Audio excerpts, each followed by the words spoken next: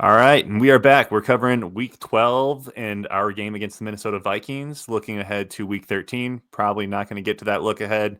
Mostly just going to be reflecting on that previous game, which bit of a heartbreaker. But we were in that game a little bit more than I expected us to be. I thought it could have gone one of two ways. But I know, Tom, you had some thoughts that you were looking to get out. Yeah, always happy early Thanksgiving to everybody. Getting excited to eat some turkey, some ham. What's your guys' favorite Thanksgiving dish, Luke? I like a single deviled egg. Oh yeah, okay. I don't like more than that. What other quirk? When do you get a deviled egg other than like a holiday? Yeah, like, you don't just make those. Yeah, so, good. I really like Thanksgiving food in general, so I could go a couple different routes there. But yeah, that's a good point, Tom. It's just kind of a delicacy for the season. Yeah, Morgan. I'm kind of one of those Scrooges for Thanksgiving where, I don't think we eat Thanksgiving food all that often because it's not all that great. Ooh. I do love a good green bean casserole, though. It's a hot take, bro. It's not a hot take. People have that take. It's just a bum take. I know. It just makes me feel like a Scrooge, kind of. But I don't know. I'm not a big fan of turkey. My grandma would always dry it out. She'd cook it perfect and then put it in the oven on 180 or 220 and just dry it out for 6 hours before we would eat it. So I don't know. It's always been tough. Green bean casserole is there for me. Everybody loves stuffing. And then we've got some desserts and stuff, those kind of delicacies that you only have around the holiday time. So those are always good. Personally, mine's pies as well. So right. Yeah, pumpkin pie, whipped cream. Bears, there's a couple things you can take out of this game. Personally, Caleb Williams looked good again this week. And that's, going into this year, we kind of were like, as long as Caleb looks good, we don't really care what happens. A lot of people were kind of saying that. Did you hear about the blind quarterback resume, Tom? I did hear that.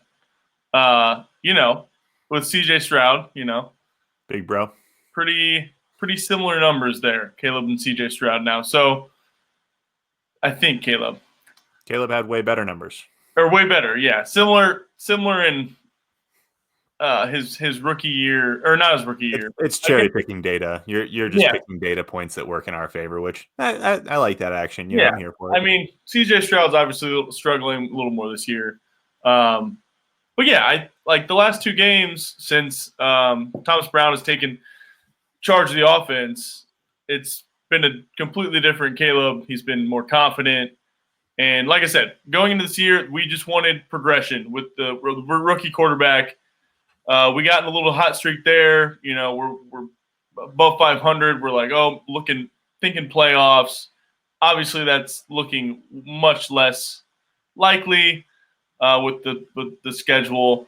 So I mean, that was nice to see. It's good to see good quarterback play in Chicago, running around. That throw to DeAndre Swift was unreal. Broke the rookie QB passing record for the Bears franchise. He did, and that's low bar, but he did it, and it's just I haven't seen this in Chicago in my life. The Swift pass that you were mentioning, though, when I cut you off there, that Swift pass was and then the dart to Cole Kmet in between two defenders, laser.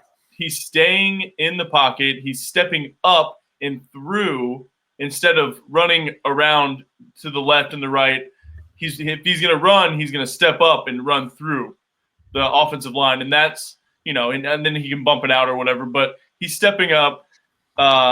He's going through progressions. He's got force through his throws. He's just everything looked good the last 2 weeks. He's confident again. And I mentioned this that Shane Waldron was, I think it was a little bit in his head, and not getting the receivers open. And that was a big thing, I think. And he's got a little more confidence going here. The running game's still a little bit questionable.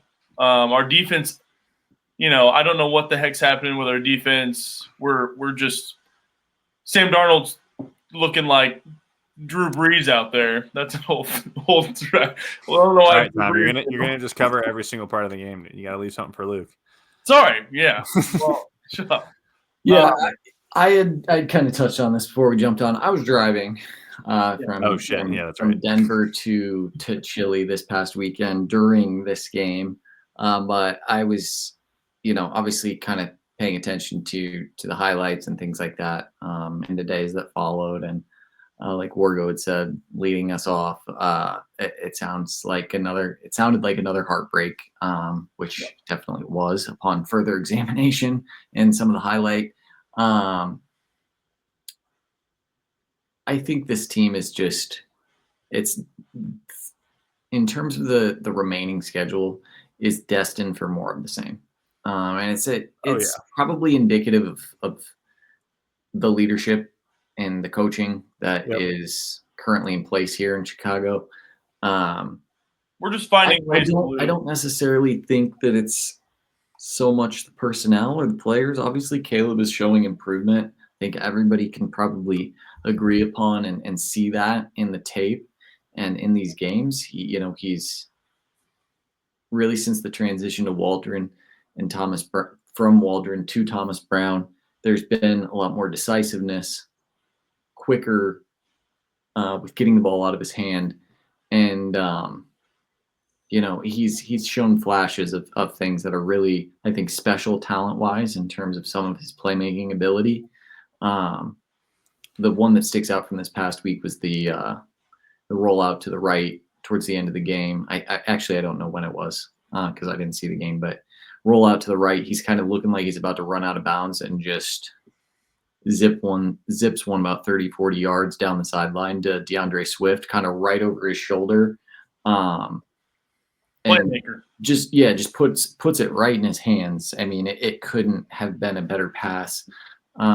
So, with that being said, I think my biggest hope for the remainder of the year is to continue to see progress from Caleb, for them to remain competitive, because I think with the roster that they have, there's, even with it being in the best division of football, and that obviously being the large part of the remaining schedule is division games, I think they should be able to compete with these teams. Will they crumble in the end like they have been doing in recent weeks?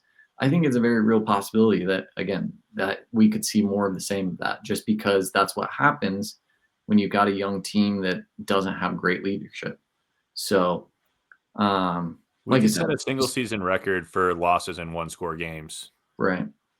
Got it. In my opinion, that's really representative of the leadership and not preaching the finer details, that when you have a game in your grasp that you need to go finish. And they're just not doing that right now. I don't even know if it's that. I had one question. Sorry, I don't want to cut you off here, Tom, but just the question I wanted to pose is, I mean, when we have all the talent on the offensive side of the ball and the defensive side of the ball, and it's putting the pieces together and playing cohesively, where are you supposed to look?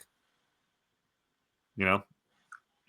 It comes down to coaching and the product that you put on the field. And I mean, again, we've got talent on all facets of, every side of the ball. Special teams looked a little bit dicey this past week, but kind of go off of that. And, a football game is decided by, they always say inches and just big plays. Yeah. We could have won this game today. We had a blocked field goal that gave the Vikings great field position, I think, on our 40, almost 50-yard line. They scored a touchdown that drive. If we would have got those 3 points, they would have started on the 20 or 30, and who knows? We could have had a different series. That happened, and obviously, the DeAndre or the Carter punt muff. Like, you can't have that. So that was another big play, and they get a touchdown. That's a 14-point swing. And that's huge. Hey, Jesse. Hey. Jesse has joined us. I was trying to get it sent out. I thought you were out. You give him the old dirty boot, get him out of there? We finished our game at play 9, and they were starting a game of 5 Kings. So I said, you know what? I'm going to step downstairs. I'm going to talk some football really quick. Yeah. And and I'll get back to the we card were game. just talking about. I kind of touched on Caleb Williams' progression, how we like that, and then the two big plays, field goal block and muff punt, were big plays in this game that kind of affected the outcome. Obviously, what your take? Yeah. Well, I missed a lot of it visually. Oh, my goodness. Because Luke moved back from Denver. I don't know if that was touched on yet. Yep. And he needed some help moving his stuff back in. So Good man, good brother. I was trying to keep an eye on it as we were doing that, and I saw they were down by 11 with about a minute and a half left, and I wrote them off pretty much. And obviously, they found a way to send that game into overtime. With the first successful onside kick of the NFL season this year, and then some good quarterback play and wide receiver play on the offensive side of the ball. So what I told Lindy?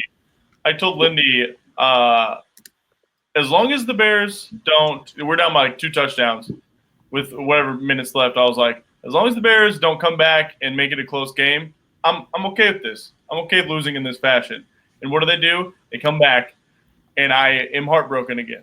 But go on. Well, you should have said that as long as they don't win this game in overtime. If we would have won, I would have been better. But I knew we were going to lose once we went to overtime. I had a bad feeling. We covered.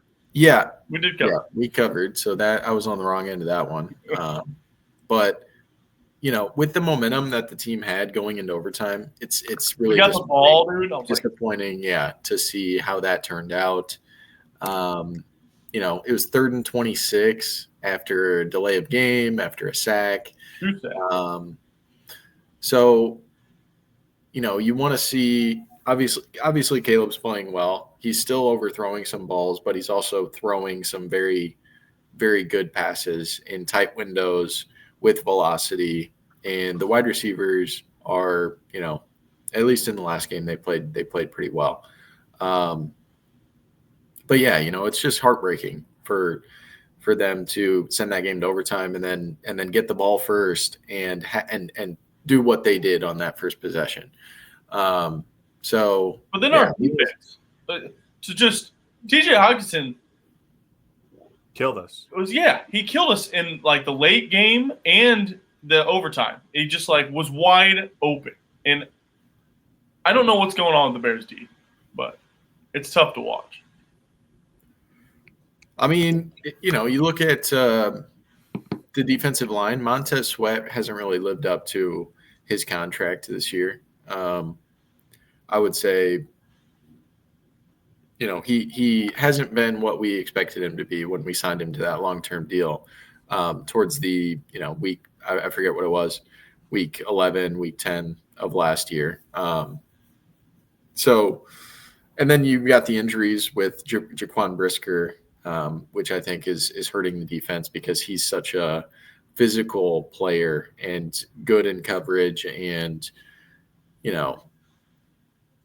and then the coaching obviously as well. I think if it all has come back to the coaching this season. I think if we have a better coaching staff, we probably are above 500, at this point in the year, rather than 4-7, where we're currently sitting. So touching on coaching, specifically the head coach. I think probably everybody's seen the clip of the post-game conference from Eberflus talking about the challenge flag on the big play.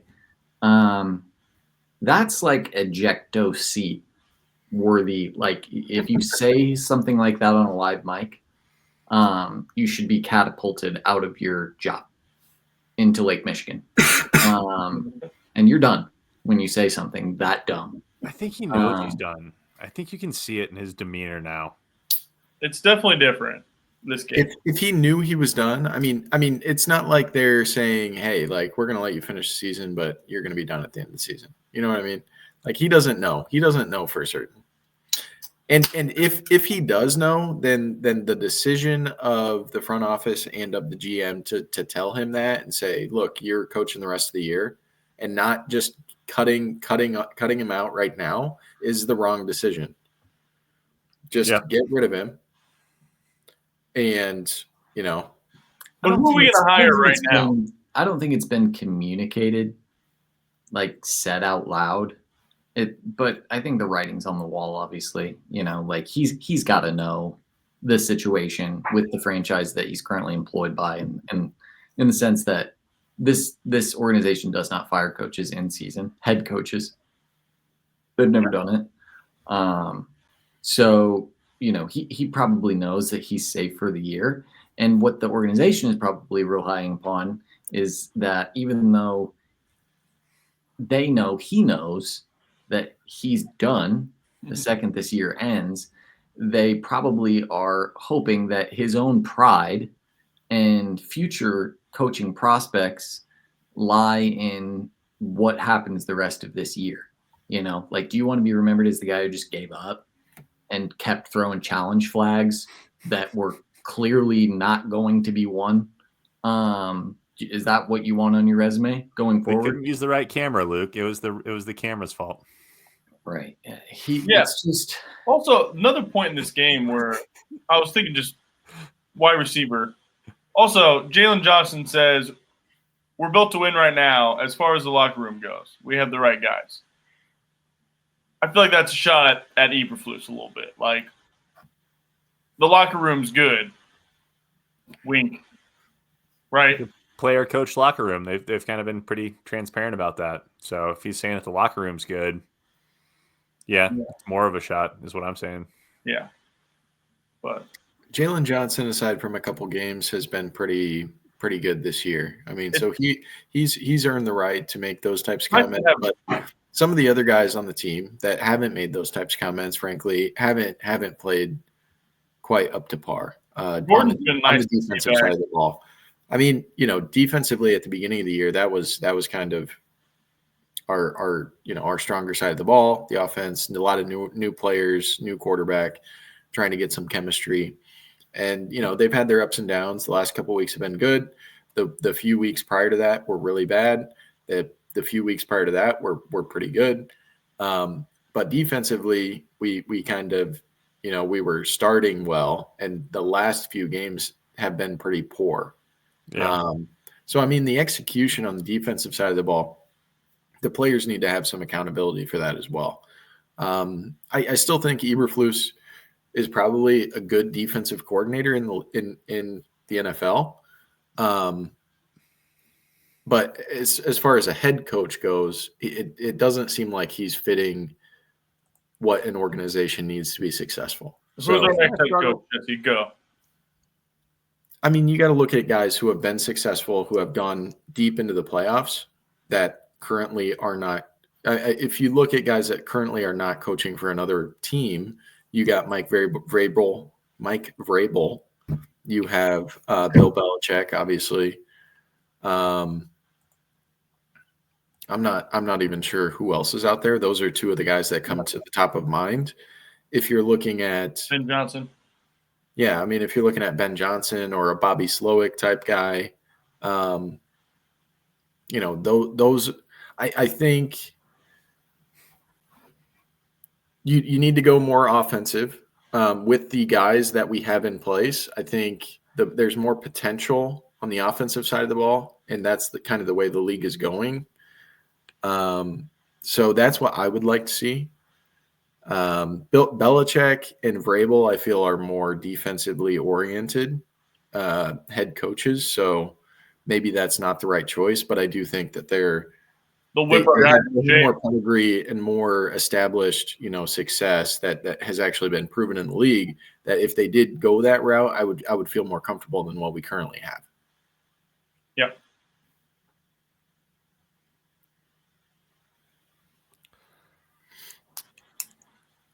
If we don't have anything else, I wanted to pose the question again as to what we're looking for here in this Detroit game, just from week to week, things that we can maybe have that would be a positive takeaway. For instance, mine was having Caleb not regress. But Detroit, I feel like, does kind of pose an interesting situation that we're going to be thrust into here on Thanksgiving Day, bright and early in the morning. So I don't know. What are you guys most looking for out of this game? I would. I expect us to be able to move the ball, and have that same. Minnesota's not a bad defensive team. They're top. I don't know where they're at in the league, but they're good.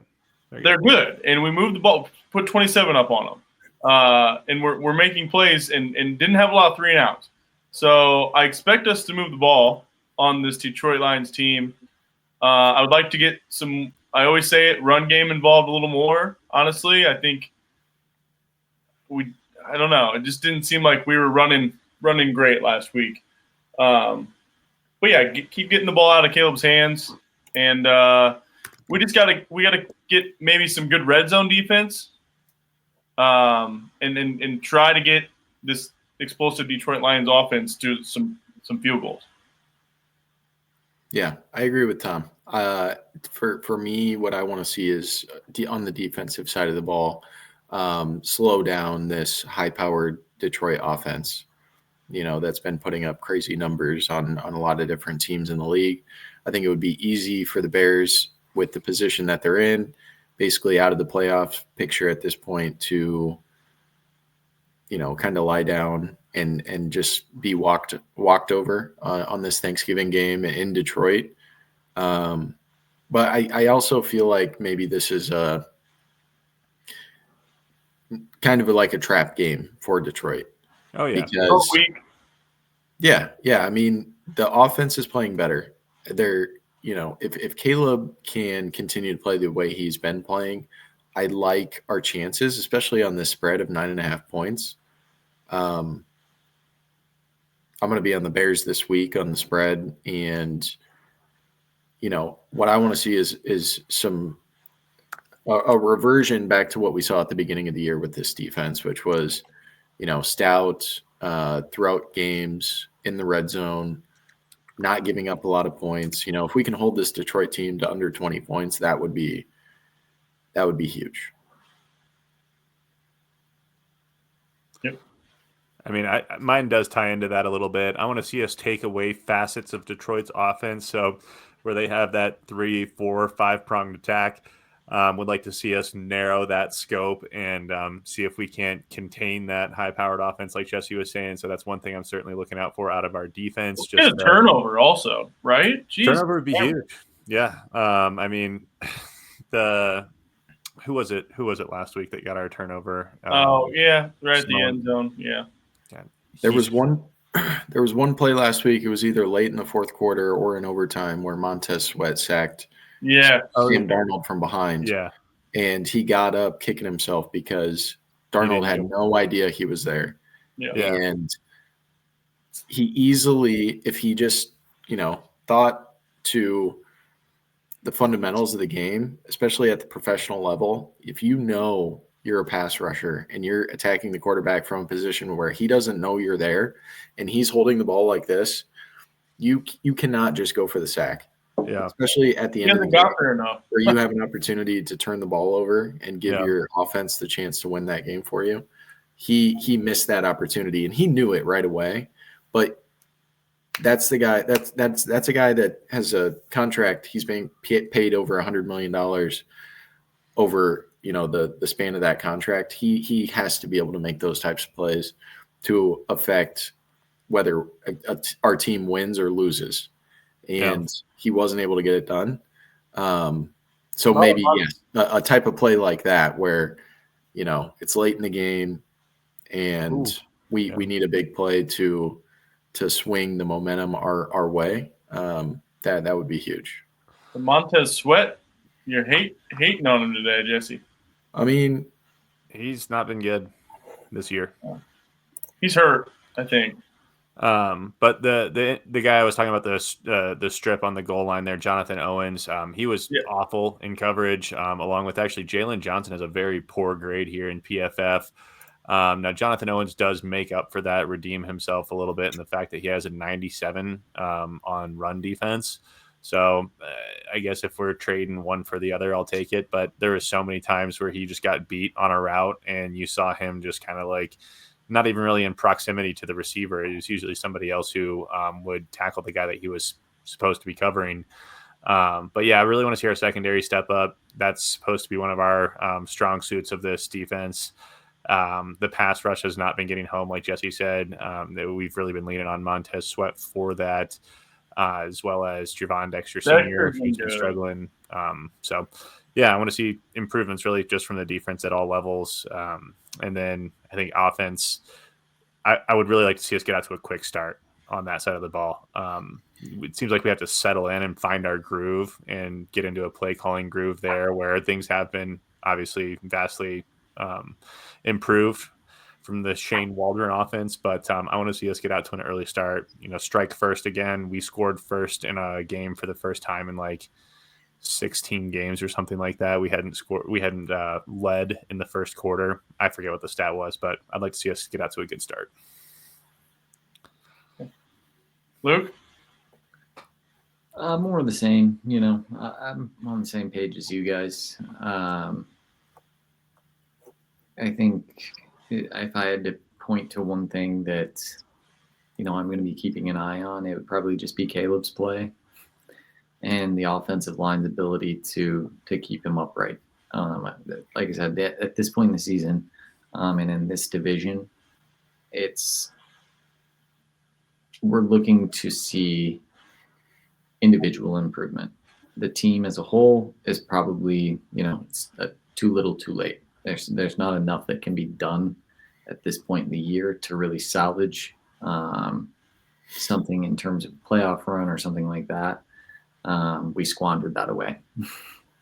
And I would say Caleb's progression is something that I'm going to keep a close eye on, and really the play calling from Thomas Brown as well. I think if there's one person on this coaching staff that, is kind of a question mark moving forward, it could be Thomas Brown. I think we've all kind of been in agreement with, the mentality it seems he's bringing. But also it just seems like the play calling is more concise and makes a little more sense for a young quarterback. So I want to see more of that. And I agree with Jesse. I think this line's a little bit too big on a short week. And the Bears have been, they're in every game, but they just can't figure out a way to win these games. And I don't think this game's going to be really much different. I think they're prideful in the sense that they see this as a division game and they want to compete with the best team in the league, which would be the Lions right now. And I don't think they're just going to roll over for them. So I think they'll keep it close. Love to see them steal one. That would make for a great, start to a Thanksgiving Day. And if they keep it close and they look good, I'll be happy with that too. Just don't get your asses kicked. Yeah. Because this team, of any team in the league, if you show them your throat, it's fucking Roadhouse for you. It's gone. Swayze all the way. They're beating everyone right now. So if you're going to be submissive to this team, they will put their foot down and they will stomp you out. So just don't let that happen. Show a little pride. Easy enough. How about not a blocked field goal this week? Yeah, that'd be cool too. That would also be good, yeah. Yeah. Jesse, before we go, favorite Thanksgiving food? I love a really well prepared corn casserole. Yes. It's got to be the perfect mixture of corn, creamed corn, and cornbread. Okay. It's got to be the right consistency. It's got to have the right crust on top. But if you get a really good corn casserole, that can really tie a lot of different things together on your plate. I agree. Okay. Love that. All right, we're getting on to picks. Jesse, we will see you in there. Everybody, make sure check out our Week 13 picks against the spread. Bear down. Check us out on Twitter.